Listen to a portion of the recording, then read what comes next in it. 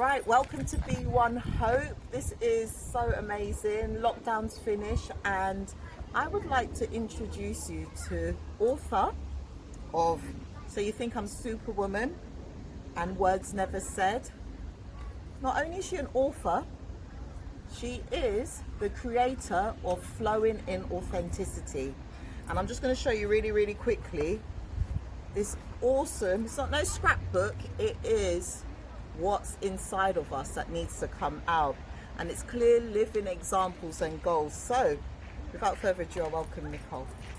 Thank you for having me. You're very welcome. You're very welcome. Not only are you my sister, you happen to be just extraordinary, and when I say that yeah, take it up. You know, God gave me a word about you just 2 days ago, and I remember phoning you and sharing, and it was just like, this is like when John the Baptist, Jesus's cousin, had to prepare a way, and literally he said he was preparing a way for something that was much greater, far more greater. Now, I know you guys see me on social media a lot, I'm always up there. But what's going to be coming forward over the next few months is just extraordinary. And I can only speak on things that I've personally experienced. So I'm not a theologian, but when I've tried and tested things, I proper get into it. So rather than me go on, because there's no way I'll be able to explain this, I'd like to do my first ever Be1 Hope interview with my sister Nicole, but you get what's coming. So welcome. Thank you. Thank you so much for a lovely sunny day, having a picnic and everything. It's been good. It's been really nice to just come out and just bask in the sun, I should say. Yeah. Literally. So, Nicole, when I read these books, imagine, this is my sister, but when I read these books, I felt like I didn't know who this woman was. Because even though she's 11 years younger than me, I just didn't even know that life could be like this for my sister. So I want to talk about this book first. What inspired you to write this without me saying too much? Well, in 2016, I had, I went through a divorce, which led to me experiencing stroke symptoms. I don't know if you know. Oh wow. Anyway, it doesn't matter. So yeah, I'm saying oh wow like I don't know. I do know this story. However, I just believe that it has to come from you. What inspired you to write this? I think at the time it was a really traumatic time and a really stressful time, and you know, God spoke a word to me that said, you know, you're at the bottom now, but that just means that you can only go higher. Wow. And one day I just said in passing, I'm going to write down, you know, what I've been through, and if one person reads it, I didn't know how I was going to put it out or anything, but I just said I need to write, as that's going to be part of my healing. I've written since I was about 7, 8. I've always written stuff down, poetry. I've written like diaries and journals. So for me, it was, yes, one part of my healing, but two, I would hope that somebody would read it and it would help other people. And like I said, I was experiencing stroke-like symptoms. I mean, I went to the doctors, all the tests confirmed that, you know, they couldn't say it was a stroke, but the symptoms that I had, so my right arm was numb for 5 months. And how was that for you in terms of, you're just going through a divorce, you've now got like stroke-like symptoms. What was your world like for you during that time? It was like living just day to day, because the doctors couldn't confirm what it was. You know, I was signed off work. How long was you signed off for work? 5 months. 5 months. So in effect, you was not working for 5 months, not knowing what was going on. Well, not knowing what was going on, trying to just deal with the effects of the divorce, how the children were coping, how I was coping. fortunately, I was paid with full pay up until 4 months. So that was one less worry that I had. But for me, I just wanted a definitive answer. You've had a stroke, or you've had whatever it may be, just like a name or something that I could say, this is what it is. But to just not being able to use your right arm, for it to be numb constantly, I had to stop driving. I changed my eating habits. Like I said, I wasn't at work. I was just at home, just thinking and overthinking about things, and I can relate. I'm an overthinker. Me too. And I think when you overthink, you're thinking, yes, but you have no words. Exactly. And that's what inspired you to write your poetry book. Exactly. But going back to this, because this is just so like prophetic, because people overthink too much, and there's so much stuff going on. So if you can learn how to tap into how to release that and do your healing process, I think this will be an incredible good start. So tell me what happened with your overthinking that produced this amazing poetry book. So with the overthinking, like I said, I've written since I was very young. So I'd always write things down, or just ideas that I had, and a lot of the things that I had in my head, I'd never actually said it out. Nobody's ever read my poetry or heard me read poetry or anything like that. And the mere fact of writing just being so therapeutic, and it just releases stuff, a lot of things that we keep in our mind. And like I said, when you overthink, you're going over the same things over again. The same, like if somebody says something to you, you're saying it over and over again, and it's hurting again. And you keep on doing it, it's like there's no way out. You don't know what to do with that information. You don't know how to use it in a beneficial way, in a productive way. So for me, a lot of the things that I was writing about was things that I wanted to do, or things that I wanted to achieve, how I felt. Yes, we must acknowledge how we feel, but it's not for you to stay in that state of mind. You have to release yourself, you have to push yourself past that. And a lot of things from our past, which is one thing that I recognised when I wrote the book, a lot of things from my past has carried on from relationship to relationship, and we have to deal with the root problem. A lot of the things that I experienced is people behave certain ways by the things that they're used to.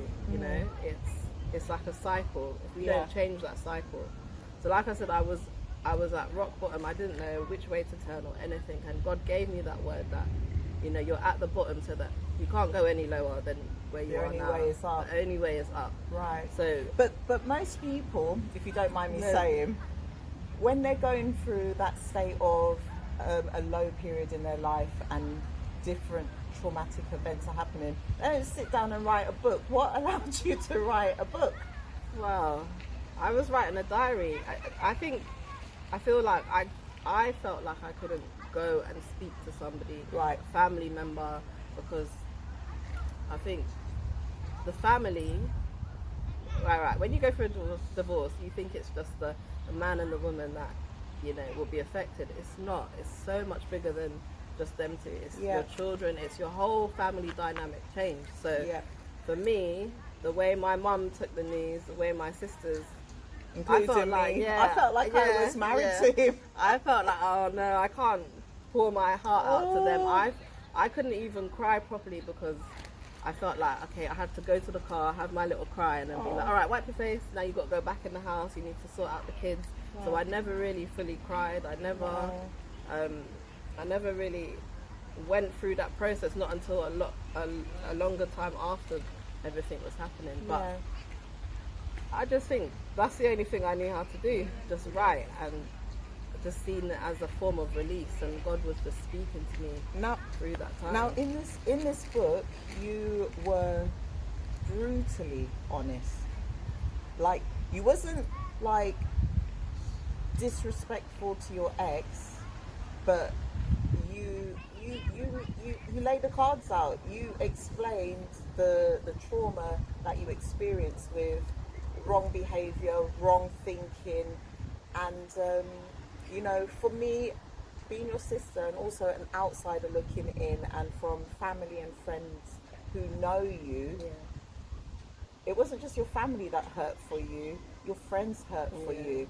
But what I wanted to share is, like, how did you how did you get through sharing your soul, like things that people keep quiet, nobody ever talks about? Because I think that was a part that set me free and started to ask myself certain questions.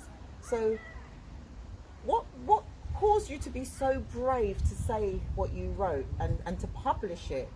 You know what, if we're going to deal with anything, we have to be honest. That's it. You have to be truthful and you have to be honest. And even in the book, I say that there's certain things that I did that maybe could have contributed to the divorce. It's not just blame on one person's part, because it's what you're willing to accept and allow as well. So for me, I just thought, if I'm writing, I can't be writing half truths, and I can't. If I'm pouring my soul out, I have to pour everything out. How I felt, even the swearing, that's how I felt. Even when the editor read the book, I said, I don't want you to change the language, because I want people to understand. At that time, that is how I felt. And we really need to acknowledge, I'm hurt, this person betrayed my trust, they lied to me.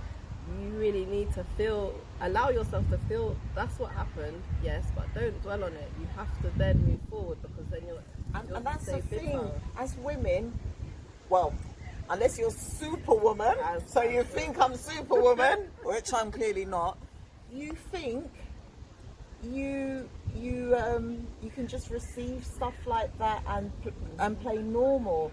But that is the whole idea of the title. Yeah. So you think I'm superwoman. People think we're superwomen. Women are not supposed to, talk about things. We're supposed to just carry on. Imagine I was going to work and coming home and then sorting out the kids, and then I'm going to bed and realizing that I haven't eaten because I'm sorting out the kids, putting the kids first, putting other people first, putting my family first. Oh, you're not going to say anything because you don't want to disturb the peace or whatever. So, but why? So did you feel like you was walking on eggshells and you felt like it was time to break that cycle? There's only so much that you can take. There's only so much tiptoeing around issues that you can, everybody, whatever you're going through, you have a breaking point, and only you will know your breaking point. So for me, there was a point where I was really ashamed. Oh my gosh, we're getting divorced. What are people going to think? And then one day I just said, you know what? Regardless, people are going to talk. Yeah. People are going to say, look at her. People are going to want to read the book because they want to know the gossip. But at the end of the day, you have to go through that process for yourself. And nobody can say to me, oh, you have to stay with that person, or, you have to leave that person. You have to come to that conclusion for yourself, because you're in it day in and day out. You know what the person's like. You know what is good for you and what's not good for you. Even if you're going through. What I would say as well, this book came out 3 years ago, and I've seen this book and I've read it, and a lot came out of it. Some of my friends came to your book launch, and they've basically, it was a catalyst to start a lot of new thinking process, because we've never been challenged to think like that. And yes, we do think beyond, and we see all of these things lived out, but you don't want to be that person that brings that to your family. But what I would say, when I saw this book, I just concentrated on this woman, and I never saw this figure of this head, almost like a robot behind. So today when I looked at it, I was just like, wow, it's like you're inside and you're trapped until you speak your truth. And it's literally, it's that renewing of your mind. A lot of the things that we believe to be true is all in our minds. Right. And that's why, like, even just positive statements, there's a bit in the book where it talks about speaking positivity over yourself, regardless if you feel like that. I used to Give say, me an example of I what am you confident. I wasn't feeling confident. Right. I would say it every day. I am confident. I can do anything. I'm not scared. I'm courageous. I'm brave. I didn't feel like it at the time, but the more you say that, the more you speak life into yourself, because it starts with you. You can't expect somebody to come into your life and love you and respect you in a way that you deserve if you don't love yourself, if you don't respect yourself, if you don't make time for yourself. And this is one of the things, we don't talk about it, like my parents divorced, it wasn't spoken about. It's a thing, like things happen in the family, but what happens at home stays at home, and we don't discuss it. And from writing this book, a lot of people more than I could even imagine have come to me. Yeah. Just shared things that they've gone through, younger generation, older generation, and it's like, why would you stay in a relationship? It could be a friendship, it doesn't have to be you're married, it could be a partnership, it could be boyfriend and girlfriend. Why would you stay in a relationship where you're not in a place where you feel encouraged, you don't love yourself? It's not good for you. You know the things that is good for you. It's for killing yourself. you. It kills you. Exactly. So literally, you're killing your purpose. You're killing the calling on your life. You're killing your soul. You're not living your life to the way God has destined us to live our life. You're not living a life of the fullness that God has for us. Exactly. Now, what I'd say as well is, not only did you bear all, I'm sure there were some conversations that took place when this book was published with your husband. But what I would say is, because I know him, is your grace, how you love him with the agape love, where you pray for him, despite the divorce being so painful, you guys actually have worked through a really difficult divorce, and you've come out being a couple that were married and not getting on well, to what looks like to me two people who actually genuinely are friends and are doing a fantastic job raising your children. So how did that come about? Like, this is honesty and truth. It's not easy. You have to make a choice daily. Right. You have created life with this person. They are 1 minute. You have to make a choice daily. Don't hold on to that bitterness. You can't. Learn. You can't. Because their friendship looks great now. You can't. You really can't hold on to it as much as you want to. There'd be times where I'd be walking with my keys and the keys sticking out, and I want to just walk past the car. Oh no, sorry. And that's the honest truth. That's the honest truth. There's times when the kids say something and I say, yes, your dad, but you can't. Sorry. They're still. Your kids are half of that person. Right. That person's going to be in your life regardless. When your children get married, they're going to be there. You have to, and just show that example to your children, because not even to your children, just show that example. God forgives people. You will never forget what's happened, but you have to forgive, because you cannot move on if you don't forgive. Because it hurts, and you're going to bring that into your next. You're only hurting yourself, and that's one thing. If you hold on to that unforgiveness and that bitterness, right? This person did this to me, or this happened, right? Somebody amazing is going to come along, and because you're still bitter from the last relationship, you're not even going to appreciate the new relationship for what it is. Right. Like I said, it doesn't have to be a marriage. It could be friendship. It could be, it could just be somebody of the opposite sex that you're a friend. It doesn't have to be like a romantic relationship. Holding on to unforgiveness and bitterness is only hurting yourself. You cannot fully enjoy life. You cannot, you don't trust people. You can never fully let go. And yes, things happen, but you cannot treat everybody, by what you've been through. Just because one person's done something, and you have to remember, sometimes people, that's all people know. How they behave is all they know. When you don't deal with, it could be something that's happened in their past that they don't know what way to turn, and it could be something that their circle of friends are all doing the same thing, and that's all they've seen. So we can't blame the person. You can, like you said, Tash, we pray for them, but you can't ultimately change them. You can only change how you react to them. Right. Exactly. It's like learning how to fight your battles a different way. There's a West Indian saying, I'm sure it's not even just West Indian, I'm sure everyone says it, there's many ways to skin a cat, but we don't want to skin nobody. We just want to forgive in different ways. But it is a process, but you have to make that choice daily to be the bigger person. It's not happened overnight, and we still have disagreements, but the mere fact is we both have a common goal, which is to be there for both of our children and to show a united front regardless of anything else, regardless of what's happened in the past. That's good. Preach, sister. Sister in the Lord and sister in Christ. What I would say is, when I finished reading this, I was like, more, give me more. But because of time, and we've got a spa day, I'm gonna have to continue this interview in the spa, because there's a beautiful poem as we drove here today that you shared, and guys, you're gonna have to just tune in. It's gonna be edited, but we're gonna go and have our little spa break, because it's really important to look after oneself. But Nicole wrote something. She's written many poems, and I strongly recommend you go and order this.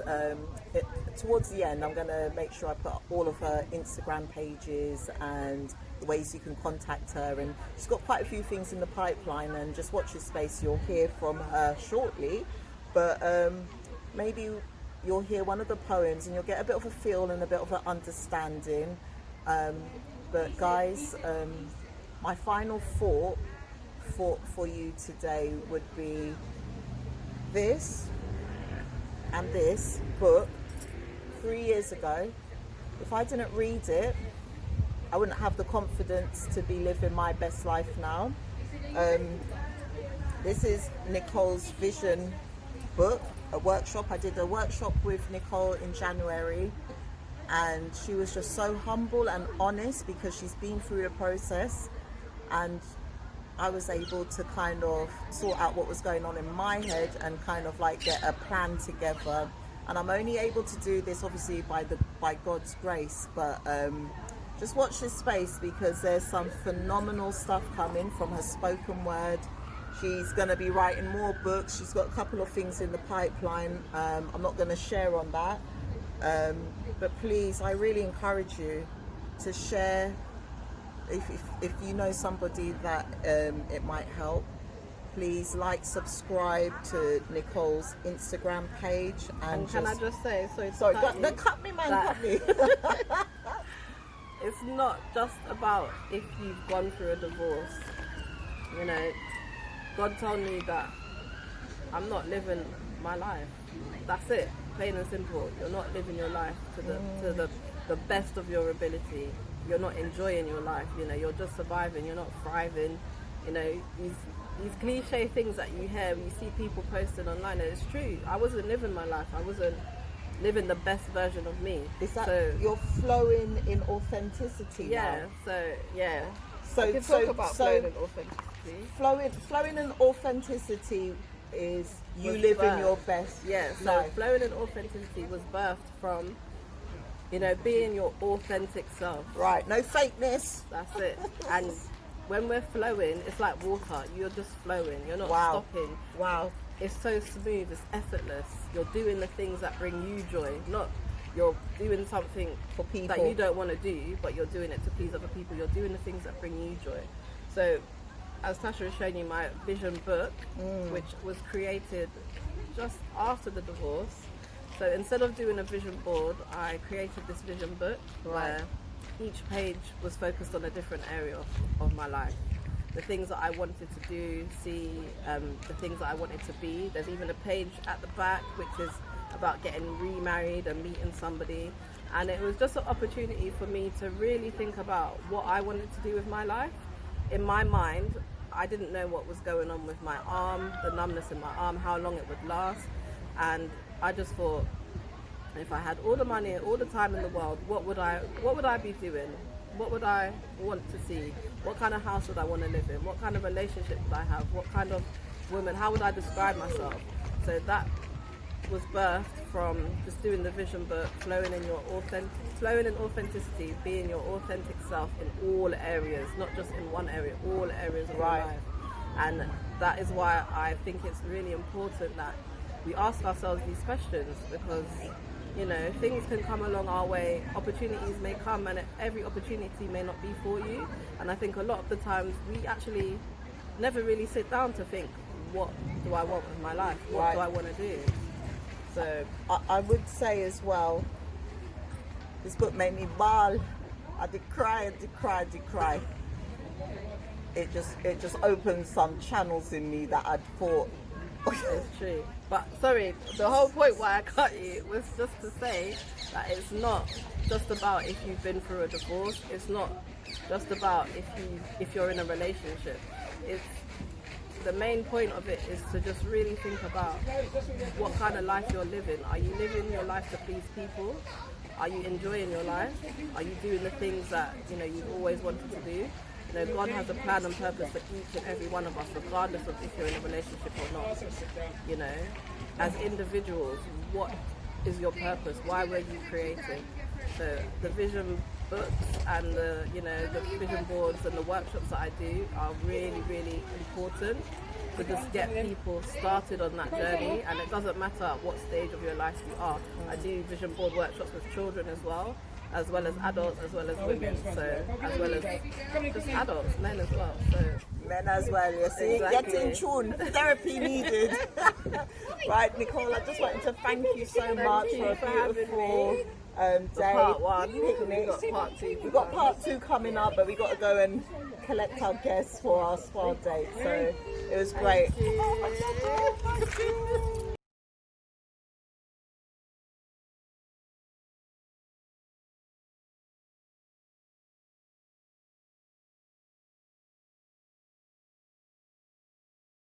you. One. Okay, this is Dreams and Reality taken from Words Never Said by me, Nicole Reid. The distance between your dreams and reality is determined by you. The energy you possess is a direct correlation to who you are.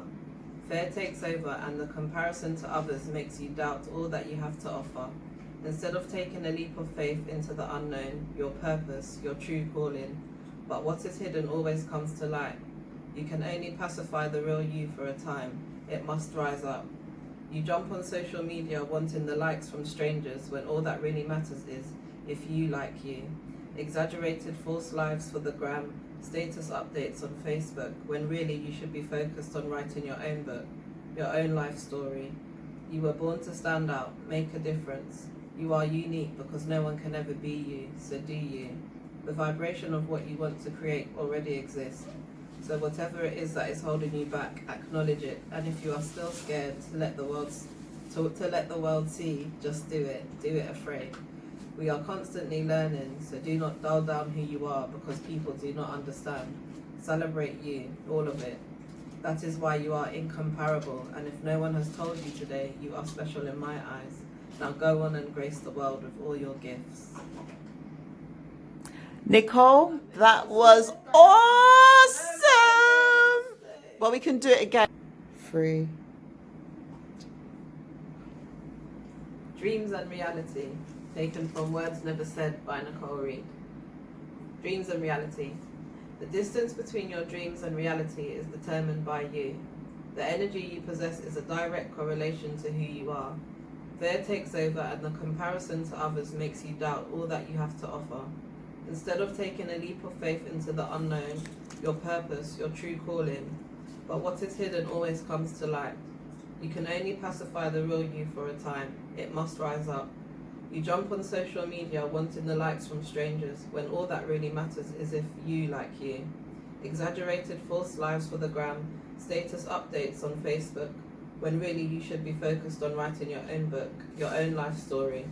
You were born to stand out, make a difference. You are unique because no one can ever be you, so do you. The vibration of what you want to create already exists. So whatever it is that is holding you back, acknowledge it. And if you are still scared to let the world see, just do it. Do it afraid. We are constantly learning, so do not dull down who you are because people do not understand. Celebrate you, all of it. That is why you are incomparable. And if no one has told you today, you are special in my eyes. Now go on and grace the world with all your gifts. I have to just edit that. So, do you see the next Maya Angelou? Like, as I said, John the Baptist made a way for Jesus. I'm making a way for a lot of people that have got some wicked hidden talents, greater than me, boy. I'm just a connector, and I'm just so grateful that I have the opportunity to be brought up with this young lady. But imagine, I didn't even know all of this was in her until now. So there's stuff that's inside of you, the unknown, and I just want to encourage you to go after your dreams. create your heaven on planet Earth. Good job. It's coming to And then our